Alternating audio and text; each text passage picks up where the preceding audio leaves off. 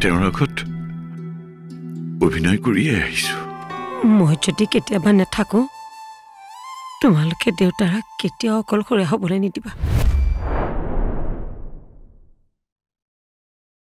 বা গীতৰ কথাখিনি শুনিলে মনটো ভাল লাগি যায় তোমাৰ নখবোৰো দীঘল হৈছে কালিলৈ কাটি দিম দিয়া নালাগে হেৰি মোৰ এই চেইনডাল আপুনি উপহাৰ স্বৰূপে কেতিয়া দিছিল মনত আছে আছে সন্ধ্যা বিয়াৰ কিছুদিন পিছত আমি বৰ অভাৱত দিন কটাবলগীয়া হৈছিল সেইখিনি সময়ত তুমি মোৰ ওচৰত সাহস হৈ থিয় হৈ আছিলা তাৰপিছত লাহে লাহে ভাল দিন ঘূৰি অহাত আমাৰ মেৰিজ এনিভাৰ্চাৰীত তোমাক মই এই চেইনডাল উপহাৰ হিচাপে দিছিলোঁ সেই দিন ধৰি এই চেইনডাল মই কেতিয়াও ডিঙিৰ পৰা খোলা নাই এতিয়া আপুনি যদি অনুমতি দিয়ে মই এই চেইনডাল খুলিব পাৰোঁনে কিয় সন্ধ্যা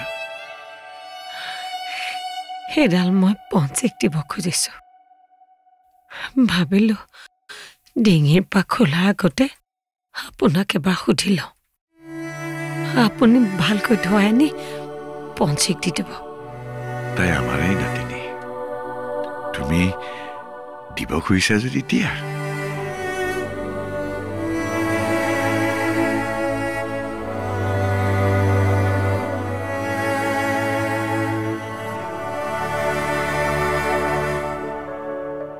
মনিকা বৌ মনিকা বৌ কবিতা আহিছা আহা বহাচোন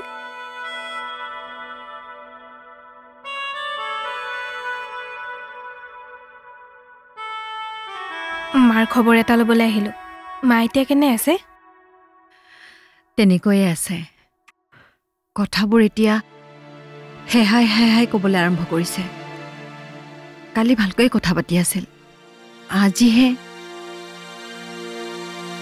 খোৱা বোৱা তেনেকৈ নাই বুলিয়ে ক'ব পাৰি খবৰটো শুনি বৰ বেয়া লাগিছে পাই তাকে বোলো খবৰ এটা লওঁ বুলি আহিলোঁ তুমি পাৰিলে এইকেইদিন ইয়াতে অকণমান সহায় কৰি দিবাচোন বাপৰে মানুহেই মানুহ কোনফালে যে কি কৰিম ভাবিয়ে নাপাওঁ হ'ব দিয়ক বৌ মই আছোঁ নহয় মই যেনেকৈ সহায় কৰিব লাগে কৰিম দিয়ক বৰ কষ্ট হৈছে আহা ভিতৰলৈ আহা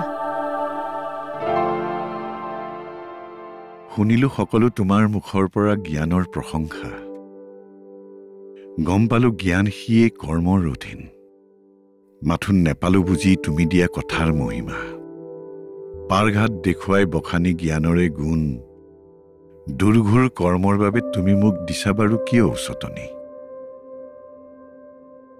ঠিকেইতো কৃষ্ণ হ'ল অনাদি অনন্ত সখা কৃষ্ণৰ উপস্থিতিত অৰ্জুনে কিয় গাণ্ডীপ তুলি ল'ব লগা হ'ল তেওঁৰ উপস্থিতিত কিয় অক্ষহিনী সেনাই মৃত্যুযজ্ঞ পাতিব লগা হ'ল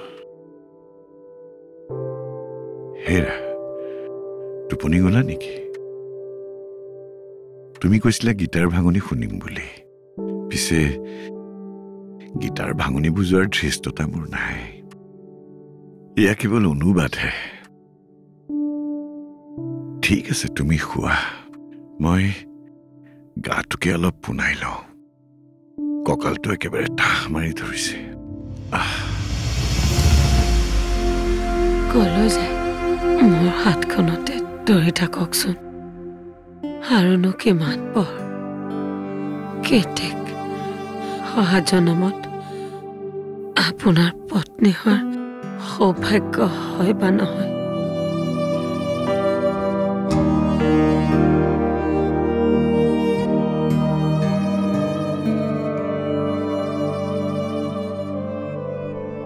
এনেকুৱা ঘৰত কাম কৰে নেকি এই ৰাতিপুৱাতে আহি সন্ধিয়ালৈকে সময় নাই এনেকে আৰু মানুহৰ ঘৰত কাম কৰিব পাৰি নেকি এই সব মানে এনেকে আৰু পাৰি নেকি এই ৰচোন কি হ'ল কাক এনেকৈ গালি পাৰি পাৰি গৈ আছ মই আৰু আপোনাৰ ঘৰত কাম নকৰো দাদা কি হ'ল এনেকৈ আৰু কাম কৰিব পাৰি নেকি মানুহৰ ঘৰত কি হৈছে খুলি কচোন শুনক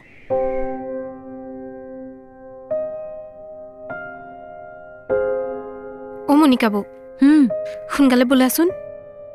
কিয় কিবা হ'ল নেকি? মাৰ কানি কাপোৰবোৰ লেতেৰা হ'ল, সলাই দিব লাগিছিল নেকি? আকৌ চে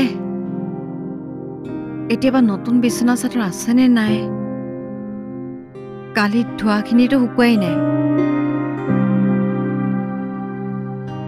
আপুনি কিবা খালে জানো? নাই, কেনেকৈনো খাবা?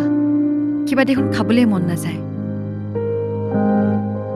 আপুনি কিবা এটা খাই লওক, আকৌ এইবোৰ চাফ চিকুণ কৰিলে খাবলৈ মন নাযাব নহয়। মই বাৰু মাৰ লগতে আছো।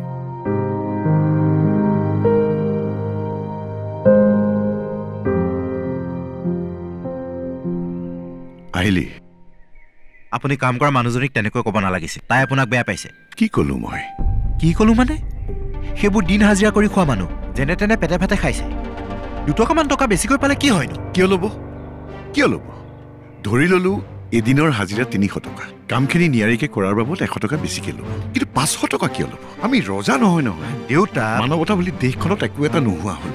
হা, আজি মোৰ ঘৰত যিটো বিপদ কাইলৈ যে আনৰ ঘৰত নহ'ব তাৰ কি মানে আছে? বোৱাৰীজনীয়ে দিনৰ দিনটো গেবাৰী খাটি কাম বনবোৰ কৰি গৈছে, তাই মাত্ৰ কাপোৰ কেইটাহে ধুইছে, তাতে তাইৰ ইমান দেমাকি। এজনী মানুহ বিচনাত পৰি আছে, তাইৰ কাৰণে টকা কেইটা ডাঙৰ হ'ল। দেউতা ইমানকৈ নিচিঞৰিব, ওচৰৰ মানুহে শুনিব। আমাৰ কাৰণে আনৰ সুবিধা হোৱাটো মই নিবিচাৰোঁ। ৰবি তেতিয়াহ'লে। দেউতা দেউতা দেউতা শুনকচোন। ভগৱান, এই মানুহটো যে কিবা কথা এটা ক'লেও বুজি নাপায়। কি হ'ল? দেউতাক ইমানকৈ চিঞৰিছে যে? চোৱাচোন দেউতাৰ খংটো ইমান বেছি, আকৌ সেই কাম কৰা মানুহজনীৰ লগত কাজিয়া কৰিবলৈ গৈছে। এইবোৰ বাদ দিয়া, মাৰ ওচৰত এতিয়া কোন আছে? কবিতাক থৈ আহিছোঁ। শুনাচোন, মায়ে উশাহটো তেনেকৈয়ে লৈ আছে। তুমি ডাক্তৰজনৰ লগত আকৌ এবাৰ কথা পাতাচোন, আহিব পাৰে নেকি? ডাক্তৰ আজি আহিব নোৱাৰিব নহয়, কাইলৈ পুৱাহে আহিব। বন্ধু হ'ল বুলিওতো বাৰে বাৰে মাতি থাকিব নোৱাৰোঁ।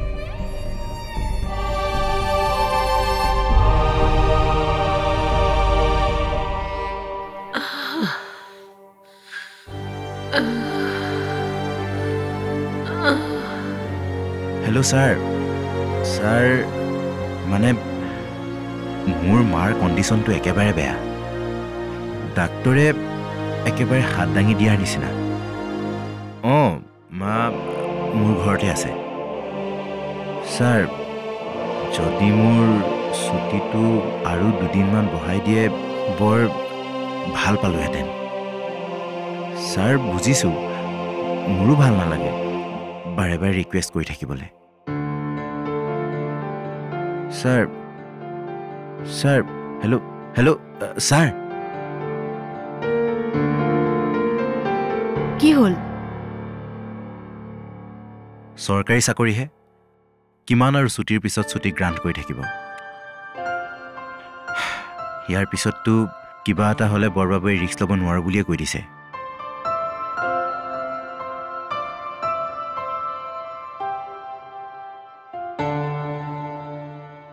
অথনি মই বাইদেউলৈ ফোন কৰিছিলোঁ। মোক একো টানকৈ নক'লেও তেখেতৰ কথাৰ সুৰ ভালকৈয়ে বুজি পাইছোঁ। আজি 10 দিনেই হ'ল, কিমান আৰু ছুটী দিব?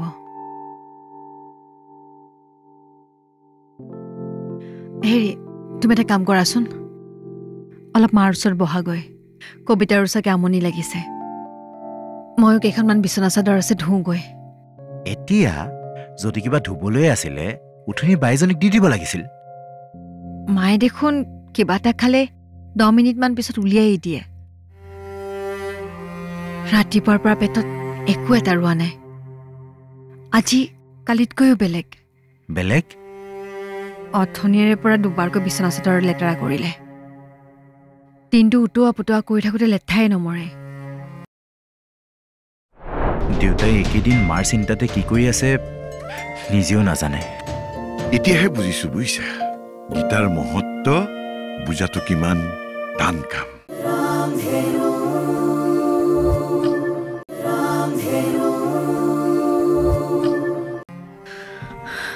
গাটো আৰু নচলা হৈছে। হ'ব, সেইবোৰ তুমি সামৰি সুতৰি থৈ দিয়া। কাইলৈ মই বাইজনীক সোনকালে আহিবলৈ কৈছোঁ। তাই আহি যি কৰে কৰিব। দৰকাৰ নাই, কোনো দৰকাৰ নাই। মানে কাম কৰা মানুহজনীক কাইলৈৰ পৰা আহিব নালাগে বুলি কৈ থৈ আহিছোঁ। ইমানখিনি অটোৱা পিটোৱা যদি বোৱাৰীজনে কৰিবই পাৰে তেনেহ'লে কাপোৰকেইটাও ধুব পাৰিব। বিপদটো দেখি সকলোৱে একেবাৰে হেঁচা মাৰি ধৰিছে, কোনো দৰকাৰ নাই। কিন্তু দেউতা আপুনি কাম কৰা মানুহজনীক আহিবলৈ মানা কৰিলে কিয়? মাৰৰ মুখৰ মাত হেৰাল, পেটৰ ভোক নাইকিয়া হ'ল। তথাপি ডক্টৰে ঔষধৰ ওপৰি ঔষধ লিখি আছে। ব্যৱসায় বুজিছ, ব্যৱসায়। আমাৰো উপায় নাই। বিপদৰ সময়ত সহায় নিবিচাৰিলেও নহয়। কোনো দৰকাৰ নাই, দৰকাৰ নাই।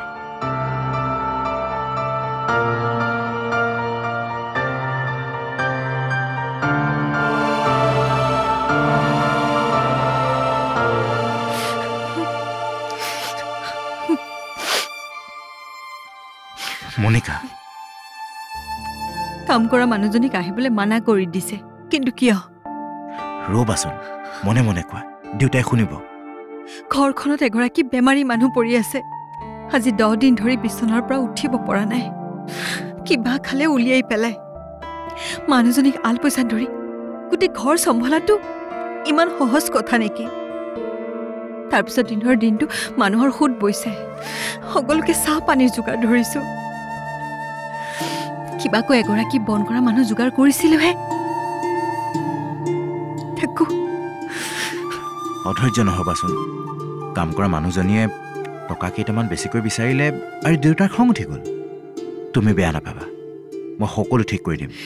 বেমাৰী মানুহ এজনী শোৱাৰ পৰা উঠোৱা, ধোৱা পখলা কৰা, দাঙি মেলি আলপৈচান ধৰাটো ইমান সহজ কথা নহয়। ইমানবোৰ টকা খৰচ কৰাৰ পাছত মাথো কেইটামান টকাৰ কাৰণে মানুহজনীক আহিব নালাগে বুলি কৈ দিলে। দেউতাই এইকেইদিন মাৰ চিন্তাতে কি কৰি আছে নিজেও নাজানে। তুমি দেউতাক বেয়া নাপাবা। মাক সুস্থ কৰিবলৈকে দেউতাই মাক একেবাৰে চেন্নাই পোৱালেগৈ। তুমি বা মই কি কৰিব পাৰিছোঁ? কি? তাৰমানে এই 10 দিনে তুমি বা মই যি কৰিছোঁ সেয়া একোৱেই নহয়। মই সেইটো কোৱা নাই, কিন্তু কি চিলমিলকৈ টোপনি গ'লেও মাৰ চিন্তাত সাৰ পাই পাই উঠো। গোটেই ৰাতি মানুহজনী চট ফটাই থাকে, গৰমত ইচাত বিচাত কৰি থাকে। আমি কেতিয়াবা শান্তিৰে শুই পাইছোনে? মই বুজি পাইছোঁ, কিন্তু তুমি অলপ মনে মনে থাকাচোন। এইবোৰ কথা যদি মা বা দেউতাই শুনে বেছি দুখ পাব।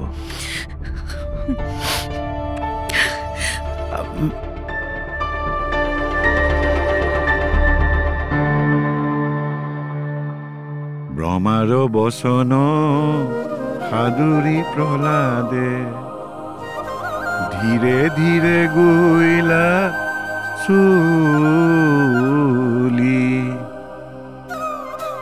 ভূমিত পৰিয়া বিষ্ণু কনমিয়া শিৰে ধৰি প্ৰীতাঞ্জলি পাৱত পৰিয়া আশয় প্ৰহ্লাদ দেখি নৰসিংহে আহি স্নেহত শ্ৰৱয় নয়ন নহিৰ তুলিলা হাতে উল্লাসী।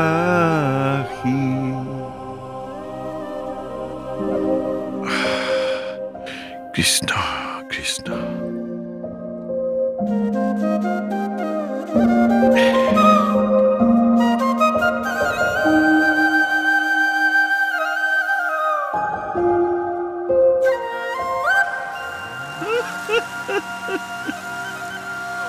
বাইদেউ হেৰি দাদা, এই মতা মানুহে এনেকৈ কান্দে নেকি? অলপ মনে মনে থাককচোন। এই ৰাস্তাৰ মানুহবোৰে শুনিলে কি বুলি ভাবিব? এই মাত্ৰ মই যিটো খবৰ পাইছো নহয়, শুনিলে আপোনাৰ দুখ লাগিব। হ'লেও আপুনি মনে মনে থাককচোন অলপ।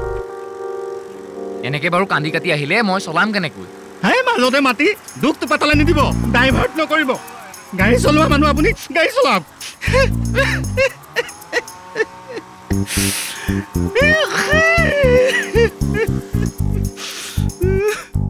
বাবা, বোৱাৰী, বাবা। দেউতা এনেকৈ চিঞৰিছা কিয়? এই বোৱাৰী, গীতাৰ কৰ্মযুগত এইবাৰ শ্ৰীকৃষ্ণ অৰ্জুনক কি কৈছে শুনিবা দেই। নকৰো যদিহে কৰ্ম, মই কাৰণ হম জগতৰ পতনৰ, মই হম জীৱনৰ স্খলনৰ। মোৰ বাবে গজিব গজালি যত মানে বৰ্ণ শংকৰৰ, মই নিজে দোষী হম ধ্বংসৰ কাৰণ বুলি সকলোজনৰ। দেউতা আপুনি মানে বুইছা বোৱাৰী, মোক প্ৰায়ে কৈ থাকে যে সময় সুবিধা পালেই এইবোৰ পঢ়িব। মইহে গুৰুত্ব নিদিওঁ। এতিয়াহে বুজিছো বুইছা, গীতাৰ মহত্ব বুজাটো কিমান টান কাম। আবেলিৰ পৰা হেহাই এবাৰ কৈছিল, গীতা গীতা। আকৌ এতিয়া কৰ্মযোগতো তাকেই লিখিছে। আমি যিবোৰ কৰি আছো সেয়াই হৈছে আমাৰ কৰ্ম। আমি আমাৰ কৰ্মবোৰ ঠিকমতে নকৰিলে আমাৰ ধ্বংসৰ কাৰণ আকৌ আমি নিজেই হওঁ। আকৌ গীতাত কি কৈছে শুনিবা দেই।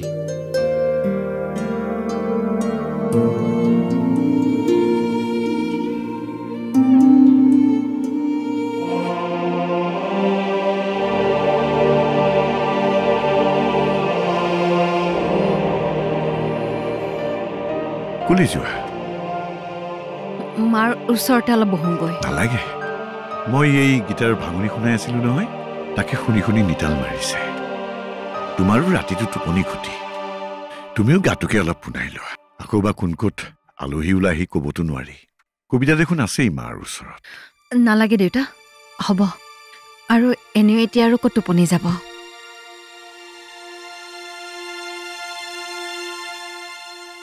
কৰি যোৱা বোৱাৰী, কৰি যোৱা। এয়াই কৰ্ম, কৰ্মই ধৰ্ম।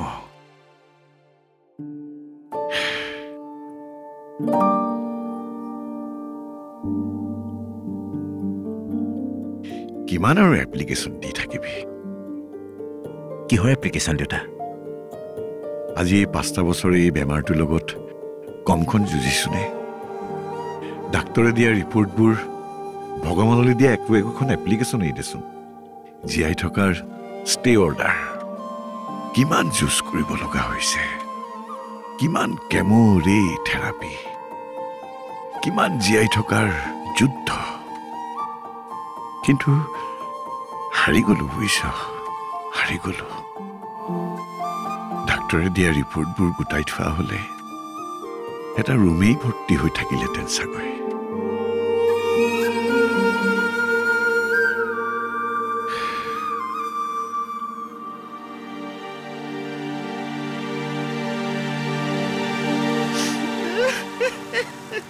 হেৰি এই অলপ মনে মনে থাকক দেই।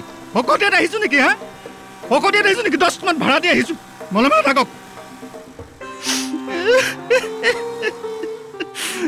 বাইদেউ